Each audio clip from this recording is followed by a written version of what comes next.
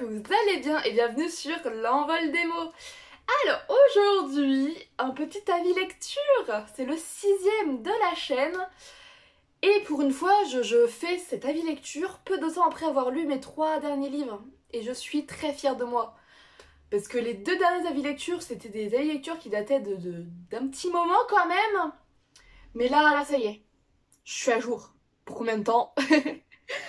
Donc, pour le premier livre que je vais vous présenter, c'est le journal d'Anne Frank aux éditions Calment Lévy. Donc, je pense que vous connaissez tous le journal d'Anne Frank, ou du moins beaucoup. C'est l'histoire du coup de l'histoire vraie de Anne Frank qui nous raconte comment s'est passée pour elle la guerre. Voilà, voilà. Du coup, elle vit cachée avec sa famille et une autre famille qui est avec elle dans l'annexe qu'ils appellent ça. Parce que c'est un endroit où c'est des amis qui les cachent. Et oui, c'est une annexe. Voilà. Je sais pas trop comment expliquer ça, mais voilà. Du coup, ce petit livre, j'ai mis longtemps à le lire. Pourtant, c'est écrit gros. Enfin, c'est écrit quand même assez gros, je trouve.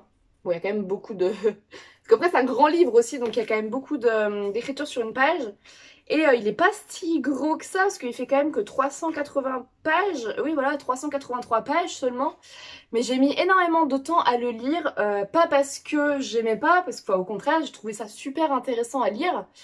Le seul truc, c'est que, c'est pas un livre qui se lit comme ça d'une traite, comme on peut le faire avec un roman. Non, ça c'est un livre, il faut le savourer, il faut digérer les informations qu'on lit, parce que, bon, on suit quand même la vie d'Anne Frank qui, à l'âge de... Elle avait 12 ans, je crois. 12-13 ans. Je sais plus quel âge elle avait, là, par contre. Oui, je crois que c'est ça, 12-13 ans par là, à peu près. Enfin, ouais, je crois que c'est ça. Je suis pas sûre, par contre, de son âge, hein, excusez-moi, mais voilà. Et on suit dans son journal intime, elle raconte la vie qu'elle vit actuellement, le fait de ne plus pouvoir sortir, ni même du jour au lendemain, du coup, ne plus pouvoir regarder par les fenêtres, voilà, parce qu'avec la peur qu'on les découvre, ils ont des heures pour se laver, pour aller aux toilettes, c'est tout un truc, c'est une ambiance quand même assez, on va dire, anxiogène, même si Anne, dans son journal, elle raconte aussi beaucoup des sujets d'adolescents, donc par exemple, ce premier amour, tout ce qui est en lien aussi avec un peu la puberté, tout ça, c'est aussi très mis en avant, et aussi ses relations avec ses parents. Donc surtout avec sa mère, bon on parle aussi de son père beaucoup, mais on parle surtout, je trouvais qu'on parlait beaucoup de la relation qu'elle avait avec sa mère, qu'elle parlait du coup, de sa relation avec sa mère qui n'était pas toujours au beau fixe. Et j'ai trouvé tout ça très intéressant parce que malgré l'enfer qu'elle vivait, parce que moi je sais que me terrer comme ça, je deviendrais folle. Et malgré tout, elle arrive quand même à nous parler de choses tout à fait banales. Et c'est ça que je trouve beau aussi dans ce livre, c'est parce elle se plaint pas en fait, elle se plaint pas de ce qu'elle vit, elle se plaint pas de ne plus pouvoir sortir dehors. Alors oui, des fois, dans son journal, on nous dit que c'est dur, que c'est compliqué malgré tout, voilà, qu'elle aimerait un jour revoir le soleil, voilà, qu'elle aimerait devenir écrivaine. Elle nous parle de ses rêves, tout ça, mais malgré tout ce qu'elle vit, elle ne se plaint jamais. Et jamais ça en tout cas, parce que bon, elle se plaint d'autres choses, mais pas de ça en fait. Et je trouve ça assez beau en fait finalement, parce qu'elle, comment dire, elle s'acclimate à la situation et c'est tout, parce que oui, elle a pas vraiment le choix et voilà. D'un côté, quand on lit son livre, quand on lit, oui, son livre, parce qu'on parle pas forcément énormément de ce qu'elle vit non plus, mais on en parle assez quand même pour comprendre que c'est quand même assez anxiogène. Et ça, c'est bon, c'est compréhensible, hein, voilà. Mais comment expliquer? Est-ce que... C'est dur à expliquer ce genre de livre vraiment autobiographique, tout ça. Bon, en tout cas, c'était super intéressant, je vous recommande de le lire, mais faut prendre le temps de le lire, le temps de digérer les informations, de... Voilà, de reprendre un nouveau souffle et tout, parce que de temps en temps, il y a quand même des passages où j'étais là, ah oui, ça avait l'air quand même d'être assez dur. Et moi, enfin, j'imagine assez bien dans des livres les situations. Donc, quand elle me disait qu'elle n'avait pas le droit de, ouais, de regarder trop par les fenêtres, de laisser les fenêtres ouvertes la nuit, bah, voilà, d'être renfermée à 24 avec un certain nombre de personnes. euh, les disputes et tout qu'il pouvait y avoir, enfin c'est assez compliqué et moi enfin je m'imaginais du coup moi dans ce genre de situation et moi clairement je serais devenue folle, c'est pas possible. C'est pas possible, enfin après voilà c'est malheureusement ce qui lui est arrivé et que j'espère que ça n'arrivera plus à personne, mais bon ça après voilà hein. Mais voilà, c'est un livre vraiment très intéressant et je vous recommande fortement de le lire. C'est si vous aimez ce genre d'ouvrage, d'histoire vraie et enfin, allez-y foncez franchement. C'est un livre à mettre dans toutes les mains, moi j'ai envie de dire parce que c'est une belle histoire, très belle histoire. Voilà. Voilà pour celui-ci. Donc oui, j'ai un peu de mal à parler de petits livres comme ça sur une histoire vraie, autobiographique, tout ça, c'est un peu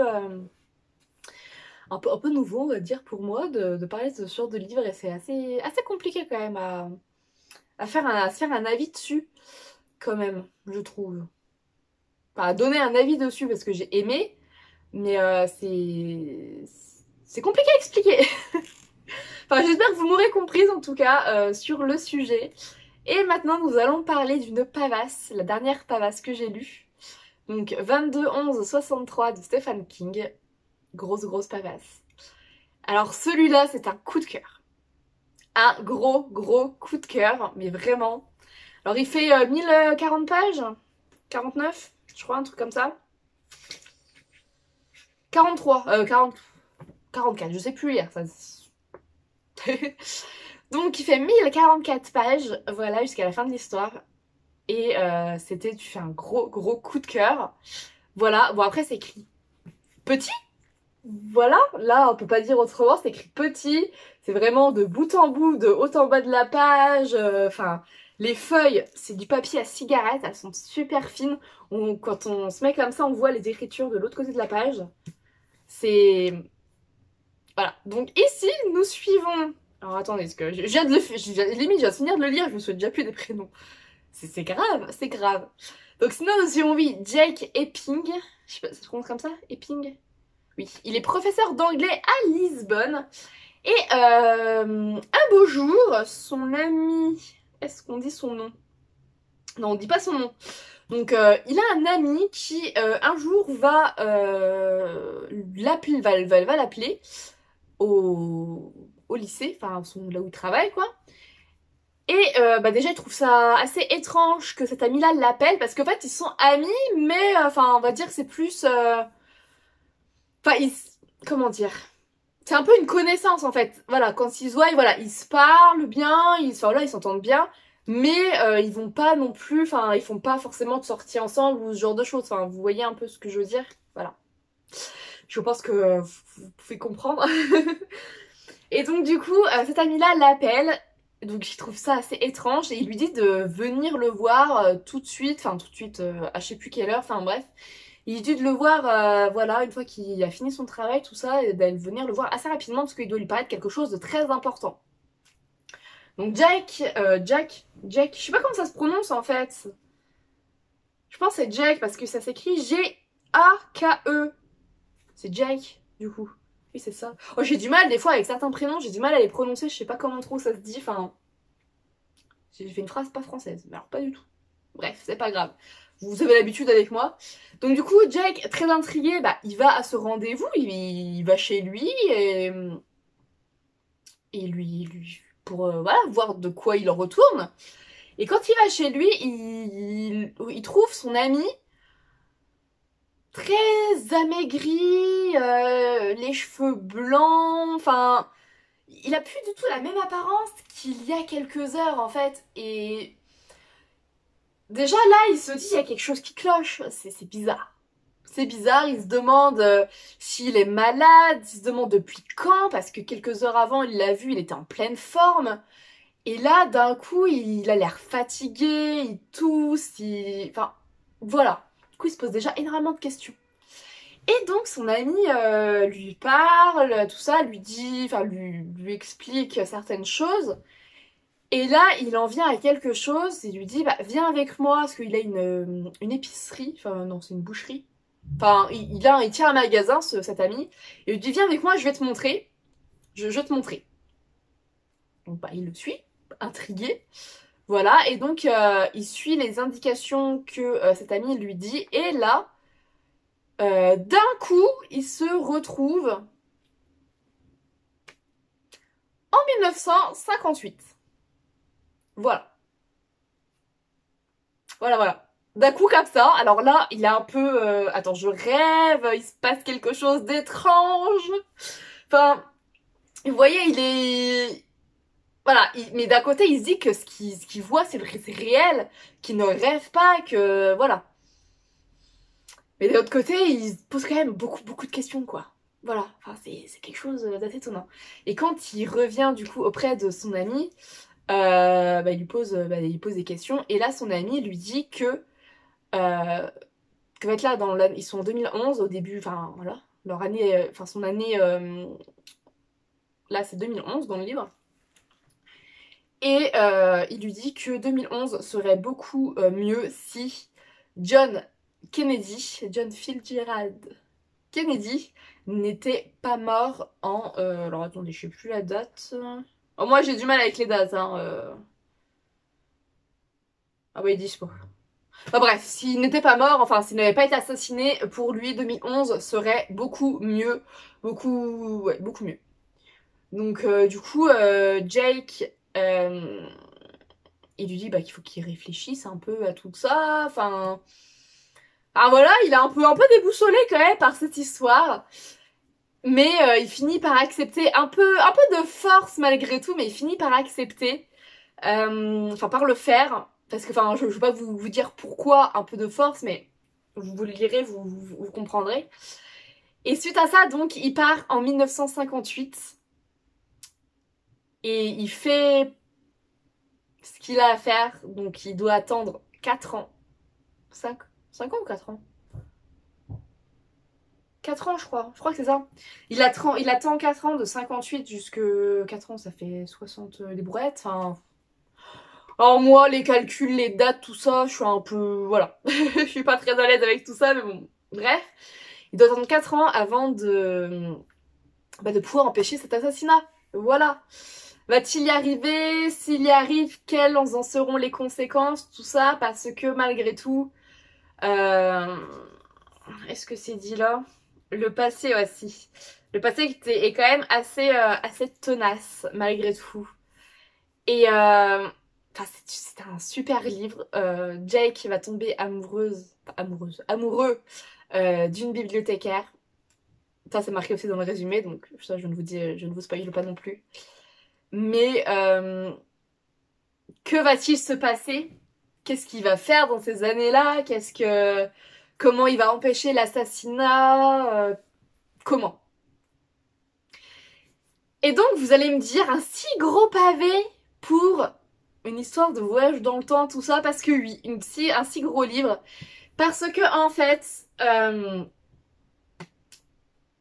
Stephen King nous fait un récit assez détaillé de ce que Jake fait dans ces années-là. Voilà, c'est assez détaillé. Enfin moi personnellement j'ai beaucoup aimé que ça soit autant détaillé parce que j'ai vraiment pu m'imaginer moi-même avec Jake en 1958 en fait. Vous voyez, j'ai pas connu ces années-là. Voilà, je les ai pas connues. Je pense que, enfin, vous non plus. Enfin, en tout cas certains. Mais enfin, on les a pas connus ces années-là. Mais grâce aux descriptions, j'ai pu m'imaginer dans ces années-là, voir comment était donc la ville, enfin comment ça se déroulait à cette époque-là, tout ça, les mœurs, tout le côté aussi blanc et noir, parce que voilà, Jack, là il s'est retrouvé à un moment dans une station-service pour aller aux toilettes et il a vu que Enfin, il y avait marqué il y avait un endroit pour toilettes, donc pour les blancs, et toilettes pour hommes de couleur. Il était assez intrigué parce que lui-même, il n'avait pas vécu ces années-là, parce il est pas né dans ces années-là. Et du coup, il était assez intrigué, et puis, tu sais, quand même, dans ce temps-là, enfin, c'était pas... Voilà, quoi, c'était pas Jojo, hein, comme on dit. Il y a des choses, il y a des choses qu'on voit, qu'on se dit au jour d'aujourd'hui, c'est plus comme ça. Et heureusement, fort heureusement, on avance. Mais voilà, c'était comme ça dans ces années-là, et j'ai pu vraiment m'imaginer ce qu'il vivait dans ces années-là, et on était dans ses pensées aussi, parce que il nous parle, parce que du coup le récit se passe à la première personne, c'est Jake qui nous parle tout au long de l'histoire, du début à la fin, c'est lui qui nous parle. Et, euh, et du coup, on voit aussi les différences avec 2011, comment lui il s'acclimate à cette nouvelle vie, donc sans téléphone portable, sans moyen d'appeler qui que ce soit si t'as un souci. Enfin, voilà, c'est vraiment très très bien décrit, très bien détaillé. Et c'est juste génial. Ce livre est juste génial. Et du coup, vers la fin, bon, je vous dis pas, voilà, je vous dis pas ce qui se passe, mais vers la fin, on comprend les ficelles du voyage dans le temps, enfin, en tout cas, de comment Stephen King le conçoit, en tout cas, dans son histoire. On comprend comment, enfin, pourquoi il se passe certaines choses. Voilà, parce qu'il y a des choses par rapport au voyage dans le temps qu'on nous décrit dans l'histoire et qu'on est là, ben, comment ça se fait que ça s'est passé, enfin, qu'est-ce qui s'est passé en fait? Pourquoi ça? On se dit, bah voilà, on se pose quand même énormément de questions. Et en fait, à la fin, tout est expliqué. Et ça, j'ai adoré, vraiment, j'ai adoré. C'était juste génialissime.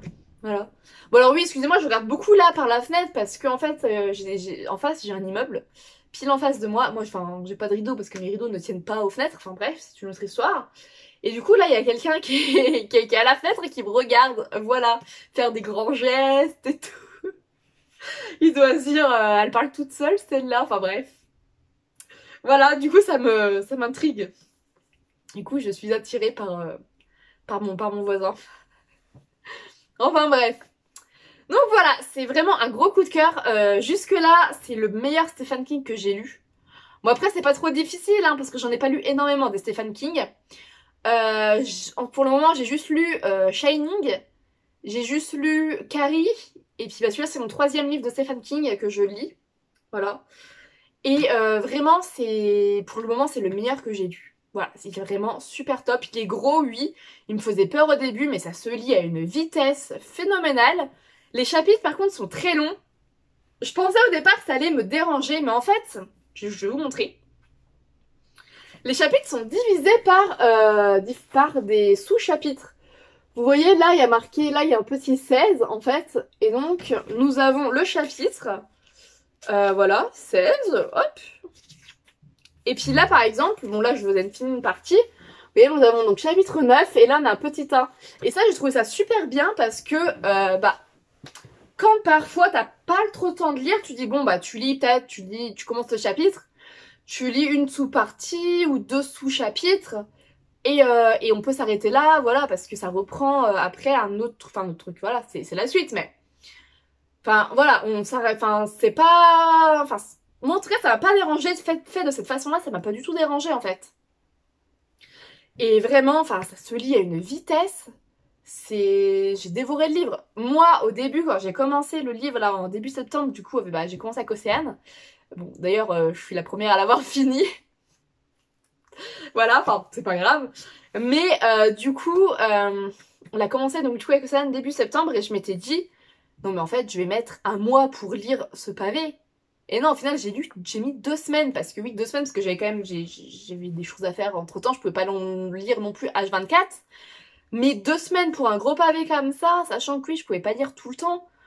Je trouve quand même que c'est assez court finalement. Voilà, que je l'ai quand même lu assez rapidement. Et je trouve ça assez bien. Très très bien. 22-11-63. Lisez-le. Lisez-le. Il est top, top, top, top. J'ai adoré. Et bon, celui-là, s'il n'y a pas du tout d'horreur ou quoi, parce que bon, Enfin voilà, il y a des gens qui, en montrant que je lisais un livre de Stephen King, me demandaient justement si il faisait peur ou quoi, s'il y avait des choses comme ça dedans. Je suis bah non, non, celui-là non, il n'y a pas du tout d'horreur, c'est juste une histoire de voyage dans le temps, un peu fantastique, enfin science-fiction plutôt, je pense. Oui, plutôt science-fiction que fantastique. Mais, euh, mais vraiment, c'était une merveille. Une merveille. Voilà. Et enfin, le dernier livre que j'ai fini juste hier soir, il s'agit de Contes merveilleux de Grimm. Voilà. Donc un classique tout petit, fait 130 pages. Et j'ai adoré redécouvrir ces contes. J'ai adoré. Alors j'ai découvert des contes que je ne connaissais pas. Voilà, comme... alors attendez. Qu'est-ce que je ne connaissais pas? Par exemple, oui, je ne connaissais pas le conte du roi grenouille ou de Frérot et Sœurette. Ou encore de Jorindre et Joringel. Voilà, il y a des choses que je ne connaissais pas, certains contes, et des contes que je connaissais, mais que je connaissais des contes de Perrault. Voilà. Comme par exemple Cendrillon, qui est... oui, Cendrillon, qui est un conte de Perrault de base. Et là, dans celui-là, c'est les frères Grimm, du coup, qui l'ont réécrit et du coup, qui l'ont écrit de façon différente. Et j'ai beaucoup aimé aussi cette version-là. C'est pareil, il y a le petit chaperon rouge, j'ai beaucoup aimé cette version. Voilà. Et Blanche-Neige aussi, Peau d'ours. Peau d'ours, je la connais, je sais plus. Peau d'ours, non, ça n'a rien à voir avec les contes de Perrault là, mais je crois, enfin, à moins que je confonde avec autre chose, mais j'avais déjà lu un conte de Peau d'ours d'un autre auteur, mais je sais plus qui. À moins que je confonde avec autre chose, je sais plus. Enfin bref, faudra que je regarde à ça, mais oui, je sais plus trop si je confonds avec quelque chose ou quoi. Mais en tout cas, ces petits contes là, c'était juste une bonne bouffée d'air frais. Après avoir lu ce gros pavé, il me fallait un tout petit livre parce que c'était pas possible de reprendre un gros livre. Là, voilà, il fallait une petite pause. Donc du coup, je me suis dit, bah, écoute, un petit classique qui se lit vraiment à merveille. Ça se lit super bien. À la fin de chaque conte, nous avons un petit... donc là, c'est le dernier conte. Là, par exemple, en fait, c'est l'auteur qui nous dit... Enfin, qui nous explique un peu le thème, enfin le conte, comment il se déroule, tout ça. Et j'ai trouvé ça super bien, super intéressant. Et voilà, moi je sais que j'adore les contes des frères Grimm, alors voilà, bon après je les connais pas tous, mais ceux que je connais en tout cas, je les aime beaucoup. Et donc du coup, bah là, ceux-là, j'ai beaucoup aimé aussi. Voilà, voilà. C'était c'était top. Donc bah voici pour... Oh, je vous ai pas dit, c'est les éditions du livre de poche. Voilà, je vous avais pas dit l'édition. Donc bah voilà, c'est tout pour cet avis lecture. J'espère qu'il vous aura plu, que je me suis pas trop emmêlé les pinceaux. Mais voilà, puis bah en tout cas, moi je vous souhaite une très belle journée, de très belles lectures et je vous dis à très vite.